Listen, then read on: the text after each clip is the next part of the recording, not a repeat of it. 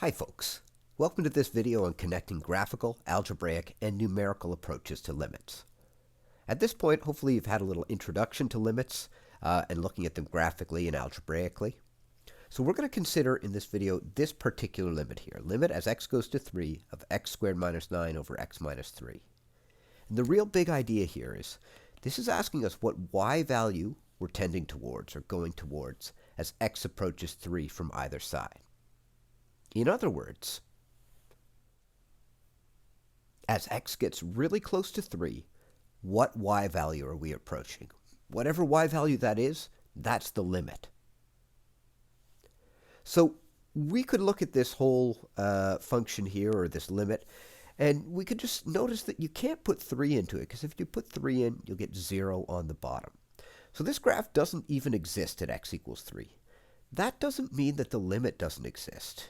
You might still be tending toward a y value even though the graph sort of taps out. So our first thing that we try algebraically is substituting in, even though we know it's going to not work out too hot. We can go and put 3 in here, and it will give us 0 over 0. This 0 over 0 is called an indeterminate form. There are actually 7 different indeterminate forms, but the most common ones are 0 over 0 or infinity over infinity. What it means when you get 0 over 0 is that you haven't found the limit, but there's hope that a limit might exist if you just try some other creative stuff. If, on the other hand, you got like 2 over 0, that would mean that the limit does not exist. One of the simplest ways that we can check what the limit is just look at the graph. So let's head to Desmos. Here we've got this function, which curiously enough looks like a straight line. One weird thing about this is that Desmos is actually lying to us about one property of this curve. If you go over here, you'll notice if we're on 3, it's actually undefined. It has a hole in the graph. The reason it doesn't show it most of the time is because that hole is just infinitesimally small. In a sea of numbers, 3 is just a tiny little speck. So there is a hole there, even though it doesn't kind of look that way when we see the graph over here. Now, if I come towards the x value of 3 from the left, what y value am I going towards? It looks 5.93, 5.96, 5.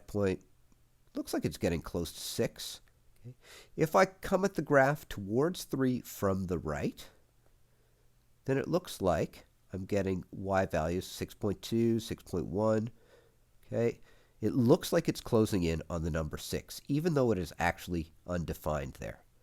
Because when I did this with my fingers, my left hand and my right hand met at about 6, that's how we can know that the limit is actually 6.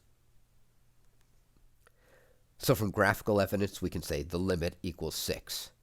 Now you might think probably when this math was discovered or invented, there was no Desmos around, so there had to be other ways to investigate this stuff as well. One of the slickest ways to evaluate a limit is to try an algebraic approach. So our whole problem here is that we've got an x minus 3 in the bottom.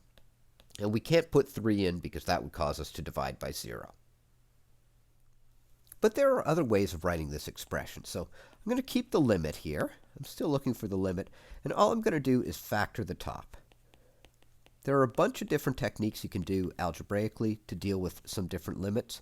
The one that you're most likely to run into in the IB is this one of factorization.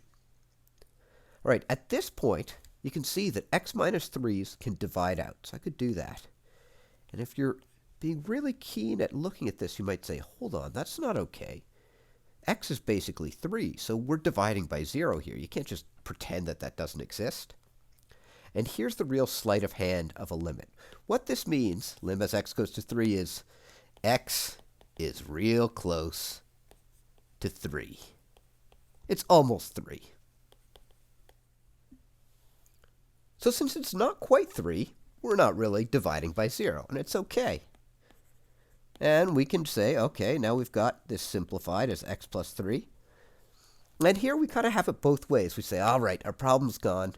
And the limit as x goes to 3, well, I mean, if it's real close to 3, it's basically 3. And then you evaluate that limit. So you plug 3 in for x. You get rid of your problems, and then you sub in.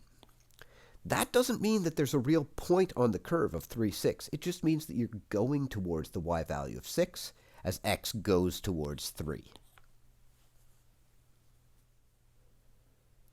Sometimes we can't find a limit analytically, either because we don't have sort of the creative chops to make it work in that particular situation, or because it's really, really difficult. So if we can't do that, one little hack that you can do is just say, okay, this means that x is going close to 3 from either side. I could think of this as the function that I'm interested in. And I could just plug in values that are close to 3 and see what I get. So if I put in 2.99 into that function, which is a little less than 3, and evaluate it all out, it turns out I'm going to get 5.99 as my y value. If I put in 3.01, which is just a little to the right of x equals 3, then I'm going to get 6.01. Oh man, so from the left it's a little below 6, from the right it's a little above 6. I think it's fairly safe to say that the limit as x goes to 3 on this whole expression is going to be 6, just by the evidence that it seems to be hovering around that 6.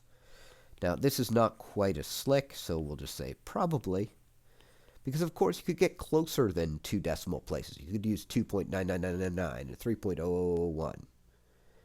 Generally, we prefer graphical or algebraic approaches, but this is okay in a pinch.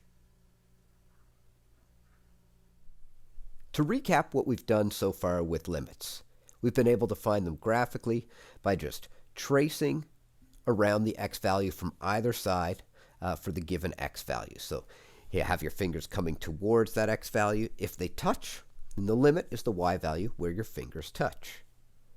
If you want to find a limit algebraically, you should always try to simply substitute or plug in the number first. If you get an indeterminate form like 0 over 0 or infinity over infinity, then you try some stuff. Probably factoring is what we're going to use, though there are other techniques that you could run into maybe later on.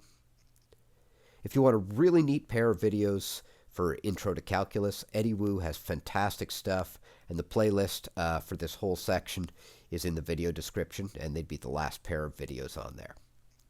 There's some practice questions in the video description below. Good luck with the material, folks, and take care.